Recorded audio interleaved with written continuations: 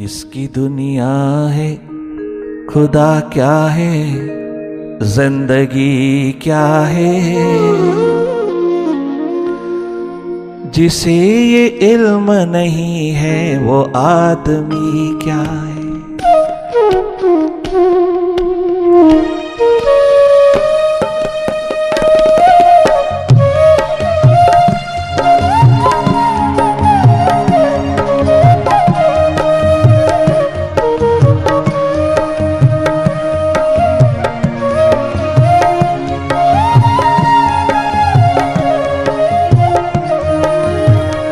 जो तेरा जिक्र नहीं तो ये गुफ्तगू कैसी।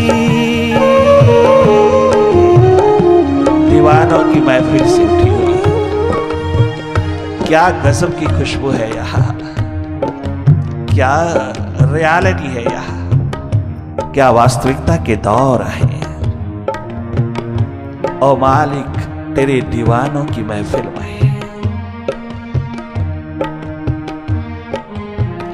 जो तेरा जिक्र नहीं है तो गुफ्तगू कैसी, जो तेरा जिक्र नहीं है तो गुफ्तगू कैसी, जो तेरी बात नहीं है तो बात भी क्या है, जो तेरी बात नहीं है तो बात भी क्या है। किसकी खलकत है, किसकी दुनिया है, खुदा क्या है, जिंदगी क्या है, जिसको ये इल्म नहीं है वो आदमी क्या है, जिसको ये इल्म नहीं है वो आदमी क्या है।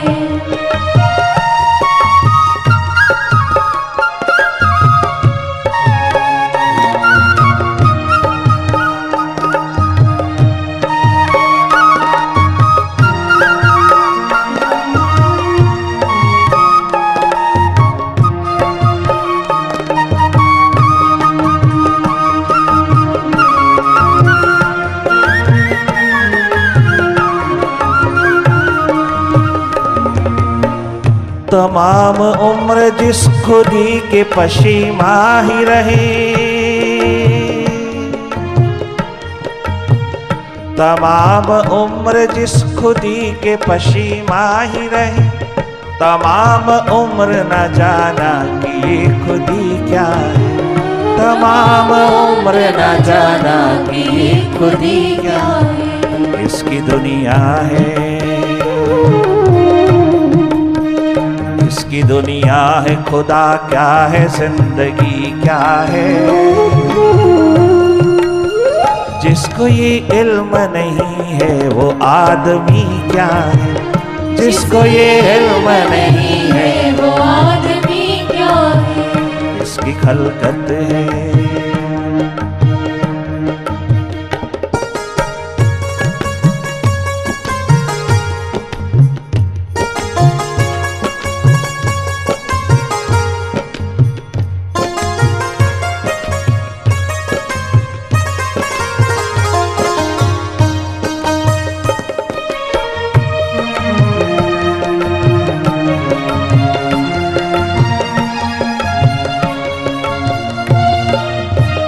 झुका है सर तो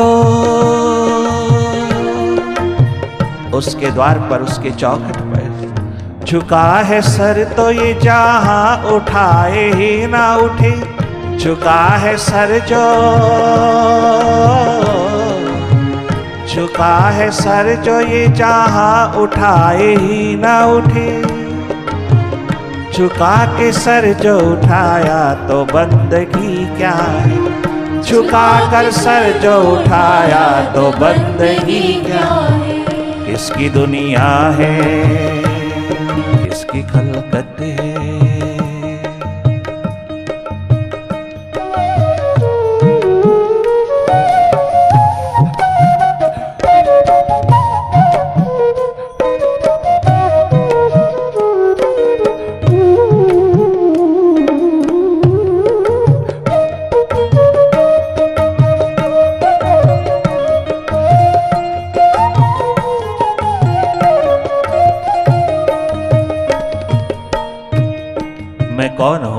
से आया हूं, क्या करने आया हूं, क्या कर रहा हूं, मैं किस दिशा का पक्षी हूं, मैं किस दिशा का इंसान हूं। इन सवालों का जवाब भीतर से मिलता है। ये तमाम सवाल लेकर के एक दिन एक जापानीज यूथ, जापान का नौजवान, टोक्यो का पढ़ा लिखा नौजवान राम बादशाह के चरणों में आया। स्वामी राम तीर्थ के द्वार पर इन तमाम सवालों को उठाता चला गया।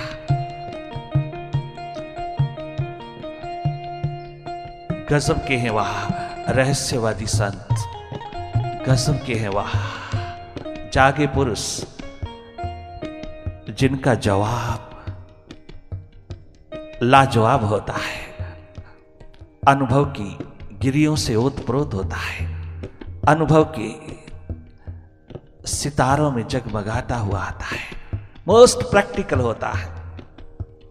वो अधिक गुफ्तगू नहीं करते, वो अधिक डिस्कशन नहीं करते, वो अधिक तर्क की बात नहीं करते, वो केवल मात्र जवाब में उतरते हैं। क्योंकि जिंदगी का समय बहुत थोड़ा है, जवाब चाहिए, जीवन चाहिए, तभी तो जीने का मजा आएगा। जब जीवन ही हाथ में नहीं है तो हम क्या खाक जिएंगे। और जीने की कला, जीने का ढंग अपने भीतर से मिलता है, बाहर से नहीं। किसी ट्रेनिंग से नहीं मिलता, किसी टेक्निक से नहीं मिलता, किसी मेथड से नहीं मिलता। थोड़ी देर के लिए, क्षण भर के लिए तुम पीस ऑफ माइंड को ले सकते हो। ये पीस ऑफ माइंड फ्रेज अपने आप में ही गलत है, क्योंकि जहां पीस है वहां माइंड नहीं, और जहां माइंड है वहां पीस नहीं है।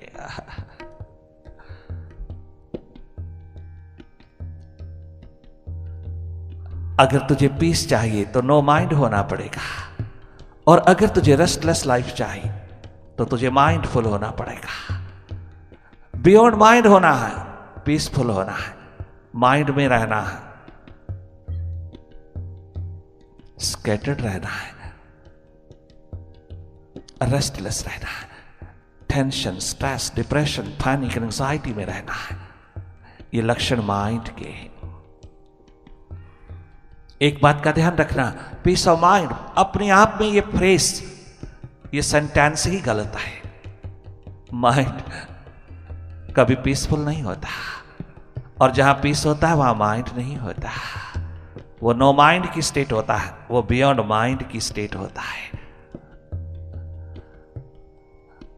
पीस होता है बियॉन्ड माइंड। इन प्रश्नों को, इन सवालों को लेकर के वो नवयुवक पहुंचता है उस रहस्यवादी जागे पुरुष के द्वार पर, राम बादशाह के द्वार पर। सब सवाल खड़े कर दिए, अपनी जिज्ञासा खड़ी कर दी, बुद्धि के तमाम लॉजिक खड़े कर दिए, किंतु वो लॉजिक बहुत जीवन दिशा के थे। वो तमाम सवाल जिज्ञासा प्यास से उठी हुई थी, एकमात्र प्यास के आलम से उतरी हुई थी। वो बुद्धि को परखर करने के लिए नहीं थी, वो बुद्धि को शार्प करने के लिए नहीं थी, वो किसी को प्रभावित करने के लिए नहीं थी, वो ज्ञान का डेमोन्स्ट्रेशन नहीं था, वो अपने ज्ञान को एग्जिबिट करने के लिए नहीं था, वो डिस्कशन के मायने से नहीं आया था, वो तो डिवाइन होने आया था। वो नौजवान अपनी प्यास दर्द दीवानगी को लेकर के जब उसके पास पहुंचा, उस विराट जगमगाते हुए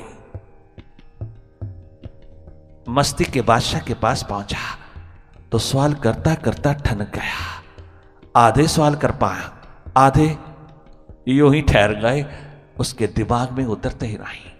पूरी तरह से तैयारी करके आया, किंतु नहीं कर सका। कुछ ही सवाल सामने आए और जवाब उल्टा मिला। सायं का समय है, आकाश की ओर इशारा करके कहा राम बादशाह ने, और यूथ, हाँ, और नौजवान, इधर देख। इशारा किया बाहर की ओर। सूर्य ढल रहा है, अंधेरा छा जाने वाला है। थोड़ी ही देर में सूरज नहीं रहेगा, थोड़ी ही देर में सूर्य अस्त हो जाएगा और अमावस छा जाएगी। थोड़ी देर में ये होने वाला है और तू सवाल ही पूछता रहेगा, तू लॉजिक में ही उतरा रहेगा, तू माइंड में ही उतरा रहेगा और माइंड में जो जो सवाल खो गया उन्हीं को ढूंढने में लगा रहेगा। मैं समझ गया तेरी प्यास, तेरी जिज्ञासा, तेरी बुद्धि की खुजली नहीं है, ये तेरे हृदय की प्यास है जो बुद्धि के माध्यम से उतरी है अनेकों प्रकार की जिज्ञासा लेकर के। और युद्ध इशारा समझना, प्यास से समझ आती है, समझदार को इशारा काफी होता है, विवेकी इंसान को इशारा काफी होता है और रहस्यवादी जागे पुरुष, पहुंचे हुए पुरुष इशारों से ही समझाते हैं। वो सीधी सीधी बात नहीं करते, इसलिए रहस्यवादी है, उनको कोई समझ नहीं पाया और जिन्होंने समझा वो पार हुआ, वो उन्हीं के स्वरूप में स्थित हो गया। जिसने समझा वो समाधान प्राप्त कर गया, वो जीवन के तमाम समाधान उपलब्ध कर गया। गजब का है यंग मैन, गजब का है यूथ जापानीज। वो जापान का छोरा 3 मंजिली बंगले से नीचे उतरता है और बाहर वो एक किनारे बैठ जाता है और अपने भीतर अपने ही सवालों का जवाब पाने के लिए पल प्रतिपल उतरता चला जाता है। वो अपनी और क्या गजब समझा। थोड़ी ही देर के अंदर राम बादशाह नीचे उतरे और उसके कानों में पूछते हैं, अरे ओह नौजवान, क्या दिख रहा है? जवाब मिल गया, पूरी तरह मिल गया, पूरी तरह मिल गया। क्या दिख रहा है? आपने कहा था थोड़े ही पलों में, थोड़ी ही देर में सूर्य अस्त होने वाला है, अंधेरा छा जाने वाला है, अमावस उतरने वाली है। परंतु मैंने भीतर अपने क्या पाया? ओ बाबा, मैं क्या देख रहा हूं ये आप पूछ रहे हैं? हाँ तो बता दी, तेरे मुख से ये मुखर शब्द अति प्रिय लगेगी। वो पूर्ण सिंह तक पहुंचेंगे। जिसको शंका उठी है, जिसको शक उठा है, जिसकी बुद्धि नेगेटिव हो गई है, उस तक तेरे जवाब पहुंचेंगे। क्या अनुभव है तेरा? उसी नौजवान ने कहा, बाबा आपने कहा था संध्या ढल रही है, सूर्य अस्त होने वाला है, चारों ओर आकाश में क्या धरती पर अंधेरा छा जाने वाला है और तू अभी तक रुका हुआ है बाहर। उसके जवाब में नौजवान कहता है, बाबा सूर्य उदय हो रहा है, रात को अमावस में, हाँ बाहर अमावस है, मेरे भीतर पूर्णिमा जग रही है, मेरे आकाश में पूर्णिमा उतर रही है, मेरे घटाकाश में पूर्णिमा, भीतर प्रकाश ही प्रकाश। सूर्य उदय हो रहा है, भीतर का आसमां प्रकाशमान हो रहा है, ये पूर्णिमा जग रही है, ये चांद उग रहा है मेरे भीतर के आकाश में, चारों ओर प्रकाश ही प्रकाश फैलता चला जा रहा है। ये एकमात्र विस्तार प्रकाश का मैं स्वयं अनुभव कर रहा हूं, आप भी देख रहे हैं, मैं भी। चाहो और प्रकाश ही प्रकाश, अंधेरा विदा हो रहा है, अमावस विदा हो रही है, आपने कहा था बाहर छा जाने वाली है अमावस, और भीतर जो ही मैं भीतर तुझे लेकर के उतरा बाबा, तो मैं अनलाइटेंड हुआ। मैं वो झलक पा गया जिसकी तलाश मुझको बरसों बरसों से थी। तूने क्या ग्रेस बरसा दी, मैं धन्य धन्य हुआ। स्वामी, भीतर सब उलट हो गया।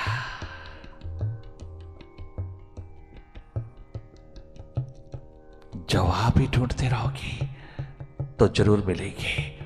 अगर जिज्ञासा ही उठाते रहोगे, अगर सवाल ही उठाते रहोगे, अगर लॉजिक तर्क का ही सहारा लेकर के जियोगे, तो किसी जन्म में भी जवाब नहीं मिलेगा।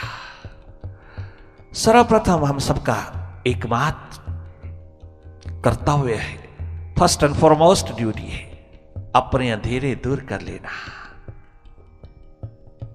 अपनी पूर्णिमा जगा लेना, अपने सूर्य को जगमगा लेना, अपने चांद को उगा लेना। समय जिंदगी का बहुत थोड़ा है, अवसर चूका चला जा रहा है, श्वास हाथ से छूटे चले जा रहा है।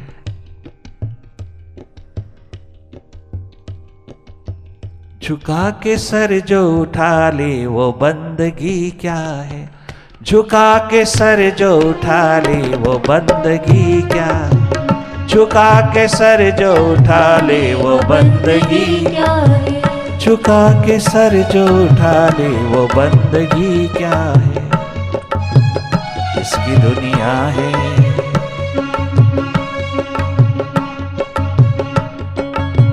जवाब चाहते हो, इन सारे सवालों का जवाब चाहते हो, तो आज एक युक्ति पिरो लेना अपने जीवन में, एक गांठ बांध लेना इस युक्ति की, एक गांठ बांध लेना इस बात की कि तुम प्रभु को चाहना, प्रभु से नहीं चाहना। वो रुला के रख दे, वो मिटा के रख दे, वो किसी तरह से भी तुझे किसी हालात में डुबो के रख दे, तेरी प्यास दर्द दीवानगी में कमी ना आए, तेरी पुकार में कमी ना आए। वो कितने भी परीक्षाओं में उतारे, वो भक्त राज प्रहलाद की तरह तुझे क्या क्या किन किन हालातों में उतारे कि तो तेरी प्यास, तेरा झुका हुआ सर उठाए से भी ना उठ पाए। सारी दुनिया उठाने को है, सारी दुनिया उठाने पर लगी है, प्रहलाद के सर को, प्रहलाद के समर्पित भाव को रोंदने में लगी है, किंतु नहीं कोई रोंद सका, क्योंकि उसने सारी कायनात के मालिक से अपनी शादी रचा लिया, अपना एकमात्र रिश्ता जोड़ लिया, एकमात्र नाता संबंध उस विराट से जोड़ लिया।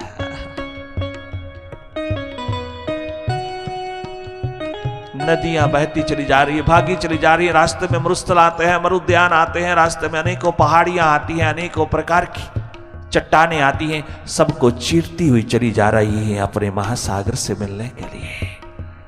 तनिक मात्र भी उनकी रवानी रुकती नहीं।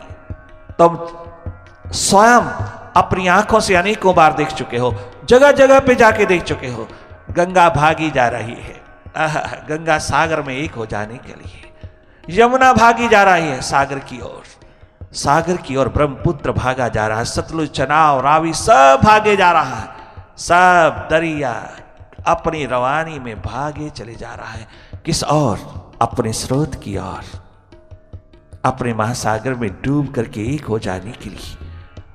वो बेचैन है, वो तनिक मात्र भी आराम, रेस्ट, विश्राम में नहीं है।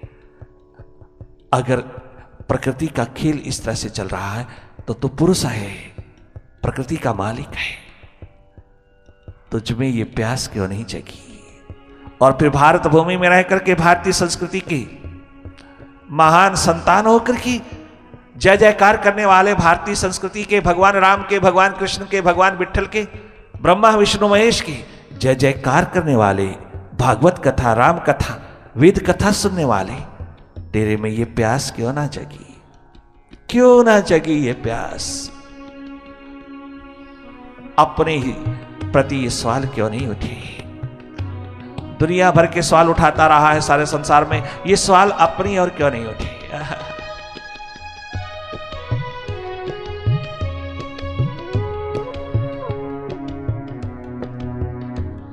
ये खोज क्यों नहीं शुरू हुई?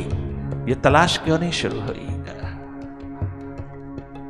बाहरी बाहर सब कुछ तो करता करता एक दिन पश्चाताप से भरता है तो, एक्सपेक्टेशन की अंधेरी नगरी में जलता है तो तेरे हाथ कुछ लगता नहीं। कारण एक ही है, हम सुनते सुनते हैं, हम केवल करते करते हैं, किंतु हम अपनी ओर देखते नहीं।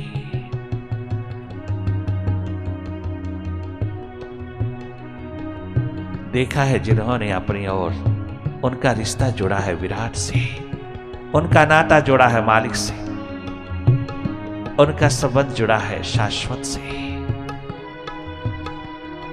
वो एक हुए हैं उस कुएं की तरह जो सागर के साथ जुड़ा है।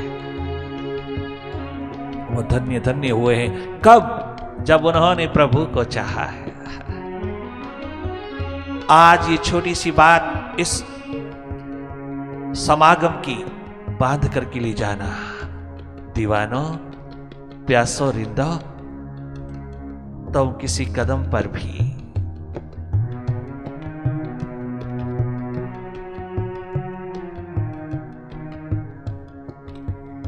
निराश नहीं हो सकोगे। तुम किसी कदम पर भी डिस्करेज नहीं हो सकोगे। तुम किसी कदम पर भी दुखी जीवन नहीं जी सकोगे।